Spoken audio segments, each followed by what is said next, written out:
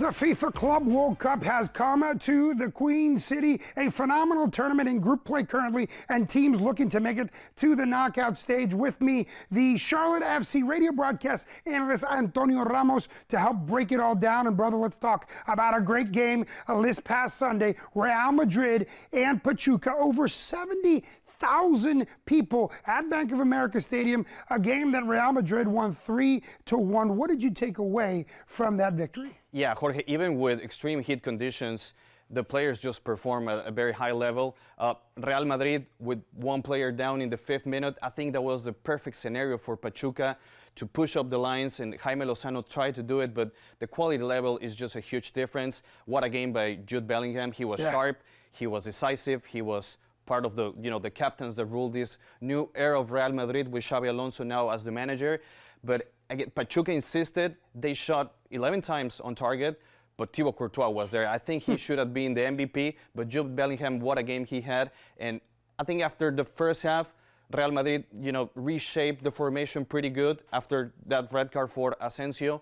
Xabi Alonso understood that he had to take Tchouaméni out of the midfield and slide him back as a center back. The shape was better, and 2 counterattacks, that was enough for Real Madrid. With things like this, Pachuca now looking to exit the tournament, and Real Madrid qualifying for the knockout stage. When you look at what they've done, not just against Pachuca, but early in this tournament, how far do you see this Real Madrid team going? It's finding their identity now with Xabi Alonso, that he had, great seasons in German Bundesliga with Bayer Leverkusen, champion with Leverkusen. Now he's bringing new people with Trent Alexander-Arnold as right back, not the same moment with Luka Modric. He entered the game, but he's not the same player. So right. You got to find that replacement with Fede Valverde or maybe with Jude Bellingham commanding that midfield. I think the rotation, the amount of players, good quality players that Real Madrid has, and that's a good problem to have if you're Xabi Alonso, but they're still finding their identity. It was a great challenge to play against Pachuca, that they push you a little bit, but doing it without a player and without heat conditions, that showed the resiliency that Real Madrid is showing. A very impressive, a 3-1 victory for Real Madrid. Like you mentioned, Antonio, after playing the majority of the game, a man down. Now, Real Madrid looking to the second stage, to the knockout stage, and another team that is looking at the knockout stage is another team that is playing here in the Queen City. I'm talking about Bayern Munich. They take on Portuguese side of Benfica on Tuesday at 3 o'clock from Bank of America Stadium. When you look at this matchup, Bayern Munich, a world power. Benfica, though, that has played well and can still qualify at least at second place of their group. What do you expect? I expect Benfica being more protagonist, being decisive. They have to win, because if not, they're out. Boca Juniors still in the hunt for that second place.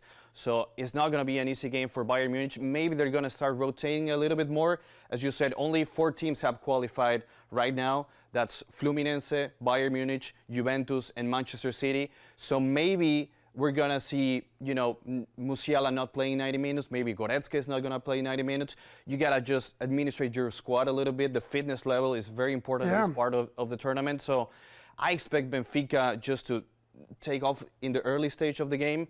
But again, I think we're going to have a Champions League game right here in our backyard at Bank of America Stadium. These are the top teams of their countries. Benfica in Portugal and Bayern Munich in German Bundesliga. Again, it's a Champions League game here at Bank of America. You mentioned some of the players possibly resting. You also talk about the heat conditions here in this game, with Boca Juniors needing to score a lot of goals to be able to put pressure on Benfica, and with Bayern Munich already qualifying. What do you see in terms of the heat, but also the way the players in the lineup are going to be set up for Bayern Munich? Yeah, you got to be smart. You got to take care of your core, your starters.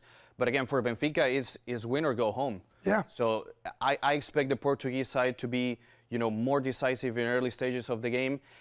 Boca Juniors still in the hunt, as we said. They have to score 7 on Auckland. That's a separate game. Why they have to score 7? Because Benfica scored 6 on Auckland. Right. So it's the goal differential now that you're looking for. It's going to be a huge match. I expect a lot of Bayern Munich fans. They have a solid fan base. They travel very good.